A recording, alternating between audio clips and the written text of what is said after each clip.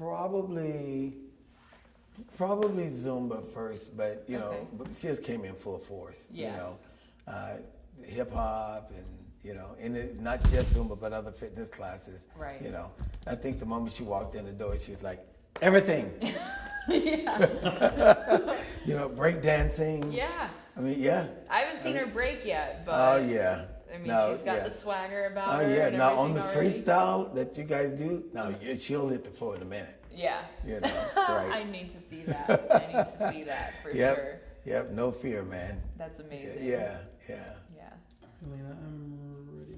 All right, awesome. And just so we have it on the record, can you say and spell your first and last name, please? Yes, Pepper Vaughn, Pepper, V as in Victor, O-N. And your title? And I am the co-owner of Step One Sacramento Dance and Fitness. Okay, cool. So tell me a little bit about Step One, how many members you have, adults or kids, companies, anything like that. All right, well, I have a business partner, Mary Wright. Did I say Mary? Right, that's my post-class stuff, right? Yeah. So I have a business partner, Mary Wright, and she has that lane of statistics. So what demographic, dude, I don't know. Okay. If it doesn't start with 5, 6, 7, 8, I'm good. No. No, we do. We have, hundreds of students overall.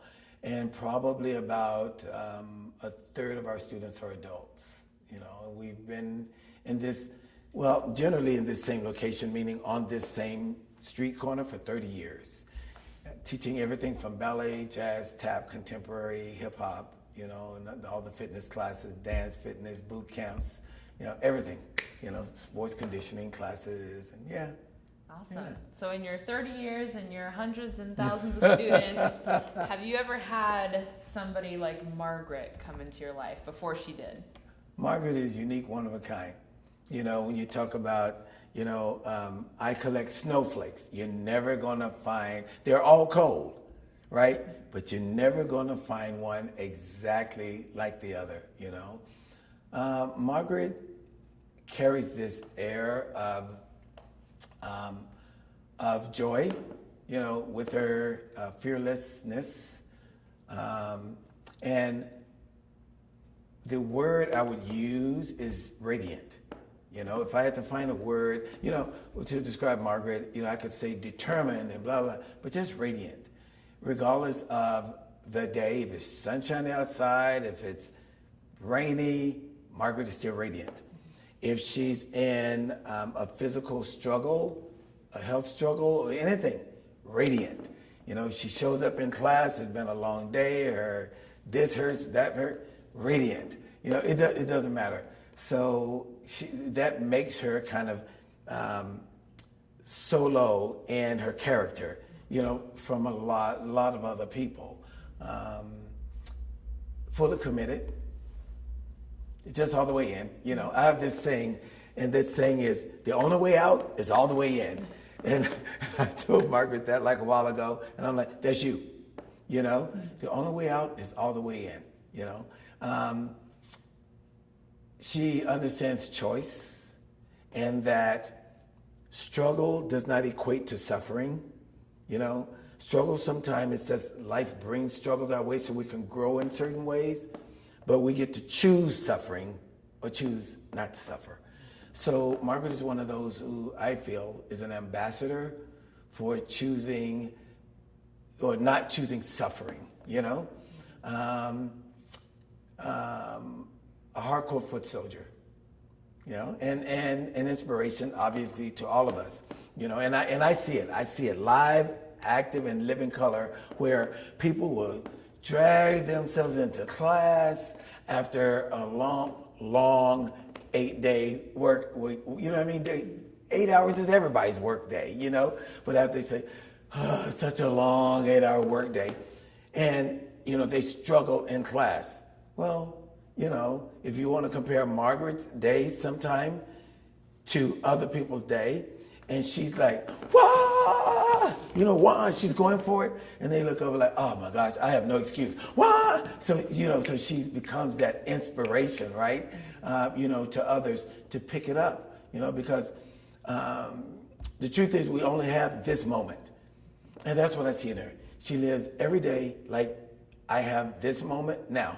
I can't tell you about 15 minutes from now or 15 days from now, but I'm going to kill it right now, Yeah. And it's the same thing. I get that same inspiration when I'm teaching, because on those days when I teach 4 classes, 5 classes, Margaret is in class number 5. Well, she's taking 5, right? And she's like, wow, wow, wow. I'm like, oh my God. Okay, let's go, right? So in her own way and in more ways than one, she's a huge inspiration to a lot of us, yeah. Yeah, absolutely. I was actually in the class that was after her birthday, and her message was, take every day like it's your last, enjoy every moment, live in the moment. Absolutely. I mean, what's been the response that you've gotten from even your younger dancers, seeing her and not even knowing her full story, but just seeing that obviously she's ailing, something's going on, she's older, and she's on the floor breakdancing, killing it in class every time? What's the response from the younger kids? Well, I don't think every time they equate, her age and illness to what they see in the moment, which is a way of saying, I think they forget. They seem to get really involved and touched and drawn in to her energy and her radiance, where if they don't hear people talking about it, they forget. They just go, oh yeah, Margaret, because she's always up, she's always happy, she's always joyful, she's always breakdancing, she's always taking this class, leading this class, yelling louder than everybody else, going deeper than everyone else. That's what they see. So I don't think a lot of times they go, oh my God, and she's so sick, but yet she's dead. You know what I mean? They just kind of experience her in the moment. Yeah. Yeah. You danced for many, many years, been Yes. across the country, all these different companies. Have you ever seen somebody have such a passion for dance at 50 plus years old, just starting out?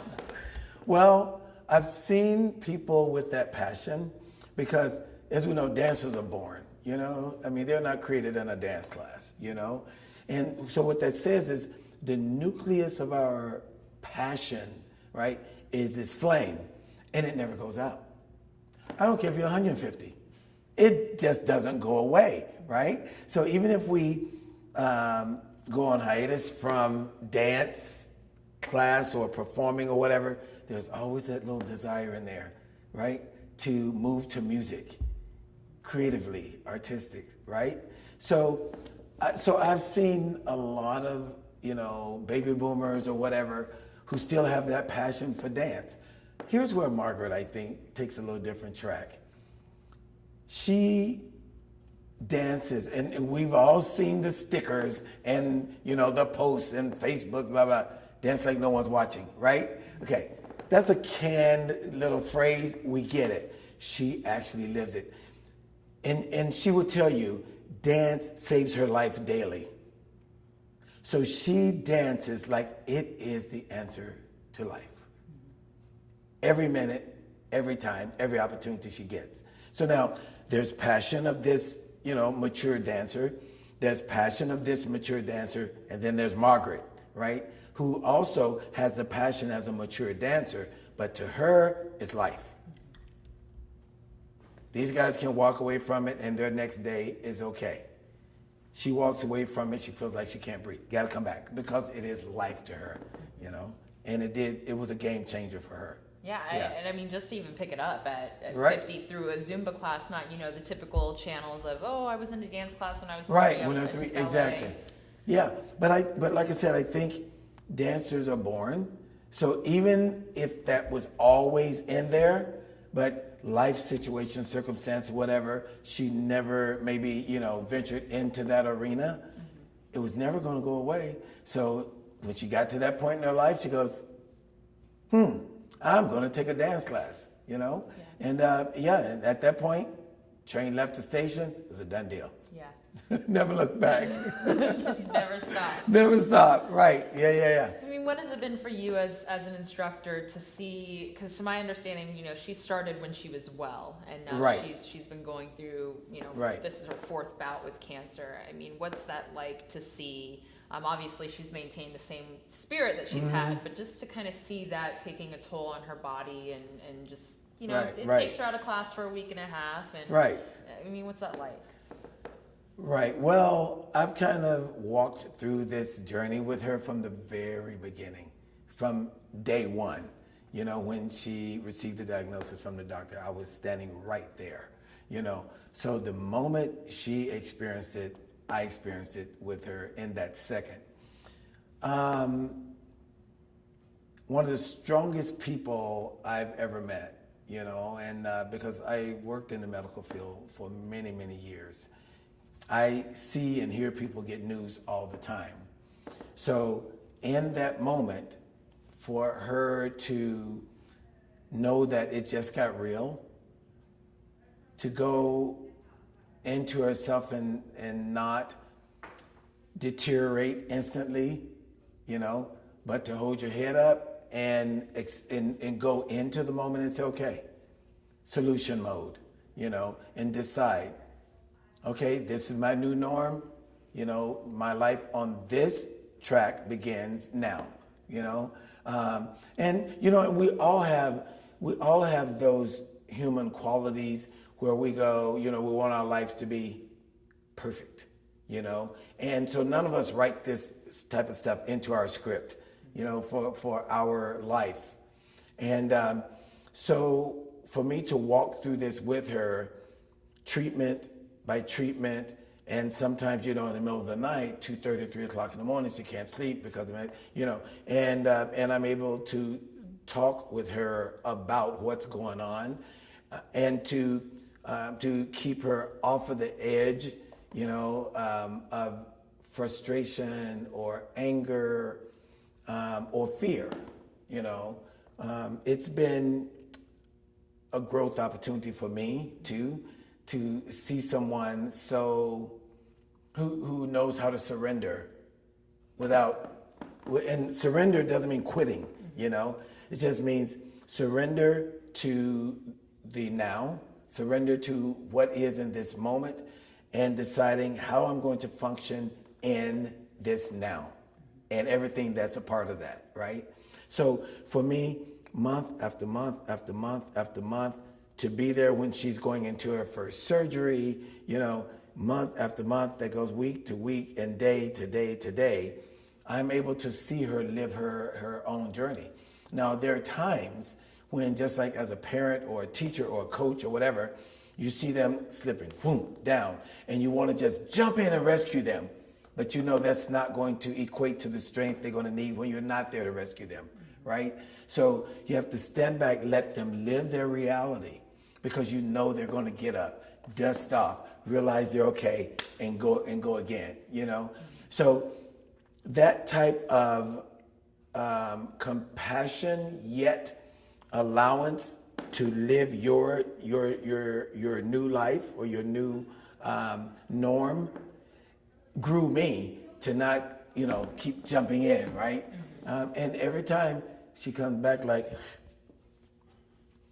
that's all cancer's got? Okay, cool. Let's do this, Yeah, it really does grow me.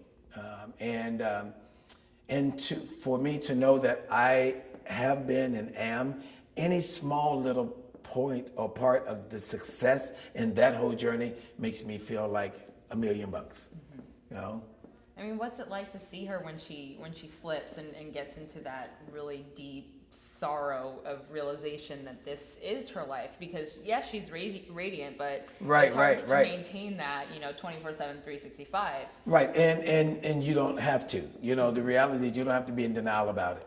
That's why I say live your reality in right now. But you've got to decide how much power you're going to give it. And I think she had to practice. She wasn't always good at it. So she did have to practice, how much power am I going to give this thing right now? I'm going to stay in the game. I'm not just going to give it away. You know, if it wants me, it's got to come, and it's got to come full force, right? So, but to see when she gets to treatment, and I know she's out for a week or whatever, I personally know what she's going through, been there, done that. So I just pray. And every day I go, so how you doing? You know, I mean, she can say, oh, marvelous, darling. Right, but she and I both know that's not the real, yes? So, but to stay connected, not just in spirit, because you can feel it in the vibration, in the atmosphere, but to call or text, check on her every single day, and then pray. You know, my mom always taught me, my grandmother always taught me, people are praying for you and you don't even know who they are. You know what I mean? So when you don't have answers, when you don't have solutions and you can't fix things, then you have to back up, turn it over to the Spirit and pray. And then you know it's going to be cool. My dad also taught me, you know, he said, praying people don't worry and worrying people don't pray. So I get to choose, right? Yeah. So we keep that connection. And I'm sure not just me. There are tons of people who are on that same level, same vibe, all like Margaret, you know? Yeah. Yeah. What's your, I guess, hope for her, or what is something that, you know, she shared with you in terms of how she's going to get through this, where she is now, and, you know, what do you hope, you know, the outcome is? Well, I kind of talked to her about, it's not about next week. It's not about last week. It's about where you're going to place your foot the very next step, one step at a time.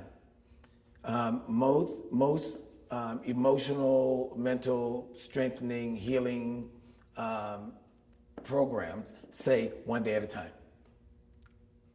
They don't know anything about 3 days from now, but they can tell you about 2 days. And what are you going to invest mentally, emotionally, spiritually, physically into today? And then you celebrate that, right? And it makes every day Christmas. It does. It makes every day, you know, a celebration, yeah? So her thing is, and I think her strongest tool is to only do now. You know, because it erases some of the anxiety. What if, what? No. And I tell her this all the time, breathe right now. Realize that everything is still real. Everything still is. You're cool. Yes, you got this. Yes. And I also have a saying, no stress, no fear, I got this. Right? And I would, you know, give her mantras like that, you know. She goes, no stress, no fear, I got this. Whatever it is. I don't care if you're laying on your back. I don't care if you're on the floor on your face. You still do that self-talk. No stress, no fear. I got this. You know, then be a warrior and do it. You know? Yeah. And just what does she mean to this dance community, to Step One? I mean, you can look on Instagram or social media, her GoFundMe, and it's just an outpouring of love from people who might not even personally know her. Right, yeah.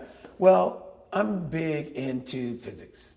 So energy and vibration, even in inanimate things, you know, but especially atmospheric. People can feel her, even though they don't know her, you know. You can see a picture, and that picture, even though it's social media, has an energy. People feel that. It's undeniable. And don't be in the same environment with her. It's like, whoa, you know, the energy is just like, whoa, you know. You can't help but love what you love. What's organic, what's real, what's humble, you know, spirit, gifting, just a human being who knows no other way to be. Now, she's not like this because she's sick. She was like this before she was sick. You know what I mean? It's like, it's the same Margaret other than that other implemented reality, you know, challenge. Everything else the same. So for someone to, you know, to say, oh my God, I just love being around that lady. Who's that lady? Margaret. Oh yeah, her. You know, And to find out that there's any type of need, anything, what can I do? How can I be involved in her being, her, right? And to keep making herself and her energy and her love and her spirit and her vibe and her, radiance, keep making that available to people, on that energy level is selfless giving. In other words, she doesn't know how not, to feed positivity around her, right? So step one, that's what we are all about. That's in our walls, We have people walk down the hallway and go, oh my God, it feels so at home in here and so welcoming and so, because energy is in the walls. Well, the people walking around in here who are family, who spend time here, who sweat here, and who laugh here, and who grow here, their energy and vibration is in our, building. So she's a huge contribution to that. When she's not here for a week, it's kind of like people don't know what's missing, but something's like not the same, And the moment she walks in, and I just kind of sit on the side, just mind my own business, but I'm like this, ooh, side eye, right? And I just watch people, Margaret, right? Now, these are not people necessarily who take her class or people who take class with her. These are just people who know she's around and know when she's not around, So you say family's family. And what is it that makes family family? It's not always the gene pool, it's not always bloodline,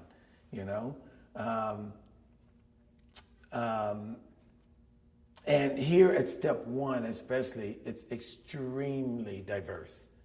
Not just artistically diverse, but ethnically diverse and, just gender diverse. And there's just so much diversity here. And I told Margaret once, you don't have to be my skin folk to be my kinfolk. We got this. Bam. Right? You know what I mean?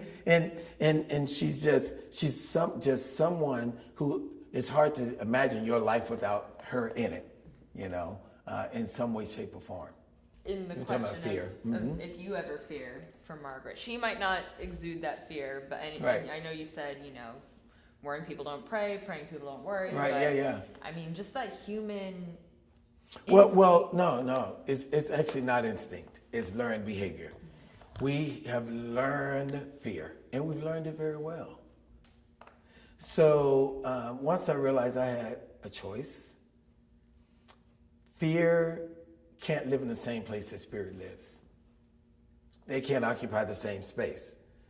So if I say I'm going to live in a spirit-based place in my life, I don't mean environmentally, but in a spirit space in my life, then fear doesn't work.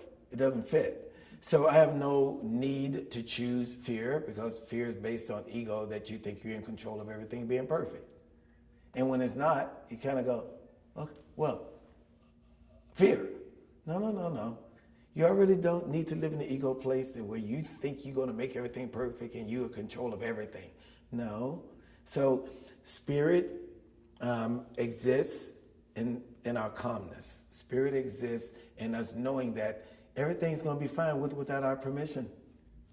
We don't have to worry, It's going to be exactly what it's supposed to be.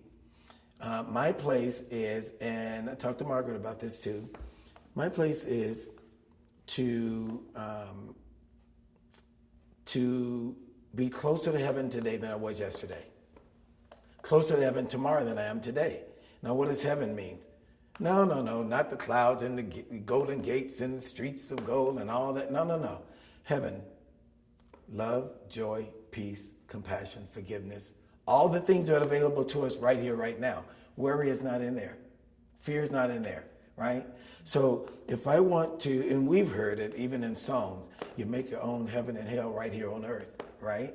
So if I say I want to be closer to heaven today than I was yesterday, that means I have to be willing to be in my power today, to be in love today, love, fear, oxymorons, yes?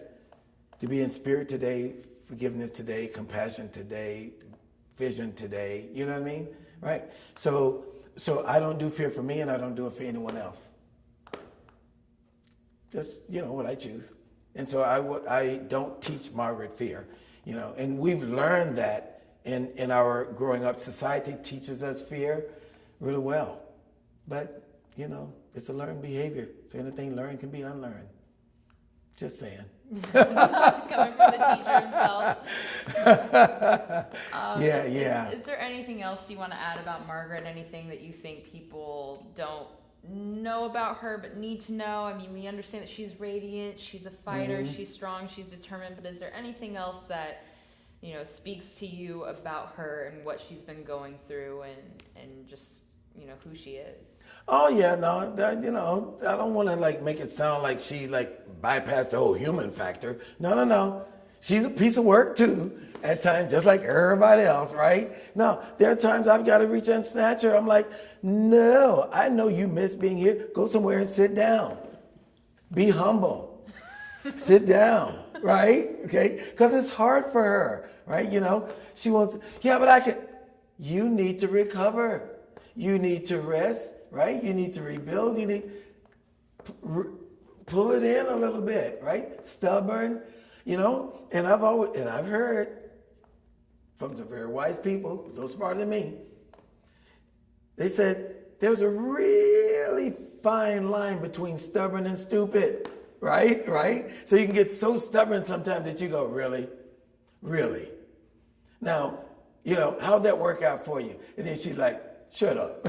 Right, you know what I mean? So she tends to want to do things because, that you're not thinking, you're not in your moment of saying, what are my best options here for the best outcome? Yes, you can do this and go into your human thing and have your little tantrum, but I want to, okay, cool. You can do it, but at what cost? You know what I mean? I'm not judging, but at what cost are you just going to run out there and do this class and that class and that? You just had treatment yesterday. Oh my God, I'm so weak. Okay, well then sit down. Be humble, right? Yeah. So there are times when I do have to reel her back in and give her a reality check. She's stubborn just like everybody else sometimes. I want what I want. Okay, well let me know how that works out for you. A day later, you were right. It happens. Right. But that is all that to say, that is another thing that you're always going to get from Margaret is just being organic. Just being down to earth, being real. If it hurts, she's going to say, ouch. You know what I mean? Just a real normal human being who has some gifting that comes along in her spirit and her character from the day she was born, probably doesn't know how not to be it. And then there's just real human, where you don't have answers. There are times when you're really tired. There are times when you're more emotional than others. There are times when you feel broken until you pull it together and say, yeah, but I've got the best healer. You know what I mean? And I know how to do my work from the inside, and you just kind of get a grip, pull it back together. But we stumble. And then you get up and realize, oh, my knees are still there. They're just scarred up and dirty a little bit. I'm cool, So you get the real human being from her, the good, the bad, the ugly, and you have to appreciate that, So it does keep us all in our humanness. And we say, as a human being with medical concerns or challenges, she can do it. I'm a real human being. I don't have to be super whatever. I can put my cape in the closet and still know that I'm going to be cool too, because I've got a great role model. I have a walking billboard right there, Yeah. And I think one of her best healing components is to let her story service others. Yeah, that was one of the things that she said was that, she was nervous to do this whole story. She was even texting me this morning. She's nervous, but all she wanted to do was inspire other people, uplift other people. She didn't want me to push her GoFundMe because she said there are people worse off than her. She's just thinking of other people in spite of everything that she's going through. Right, yeah. Well, You know, and there was a little minute when it was at the very beginning when it was on the DL. You know what I mean? Because she wasn't sure. It's not that she was in denial for herself, but she wasn't sure how other people were going to judge it or respond or react or whatever. You know, still thinking about others until she finally crossed over and realized the best thing I can do for everyone is live my truth. You know?